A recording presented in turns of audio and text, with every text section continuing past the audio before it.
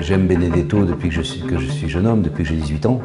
Et là, sa disparition a rendu ce projet de spectacle incontournable. Et donc tout de suite, mon idée était non seulement de faire redécouvrir ou découvrir pour beaucoup de gens les textes de ce poète que je trouve méconnu, mais de faire connaître le personnage, d'arriver à le retrouver. J'ai vu la balance de la mauvaise foi stabilisée par le désir de vivre malgré tout. Ces textes-là sont en quelque sorte enchâssés dans la poésie révolutionnaire des années 60. Benedetto a été un prophète à cette époque-là, il a annoncé 68.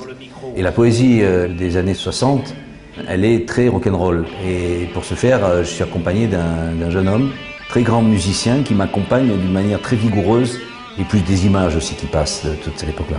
Sur la gueule capitaliste, sur la gueule des compromis. Ce spectacle est quand même beaucoup sur l'identité méditerranéenne et provençale. C'était un des thèmes essentiels de Benedetto. J'ai fait un montage de textes sur le théâtre, l'un sur Villars, acteur sud, l'autre sur Artaud. Donc beaucoup de gens ne savent pas qu'il était marseillais, et le troisième sur Gilles Sandier. Et les faire sauter. C'est aussi un spectacle sur l'acteur, qui remet l'acteur au centre de la problématique. Évidemment, c'est quelque chose qui m'intéresse parce que c'est au centre de toute ma vie. Saint-Vladimir Mayakovsky, ouais.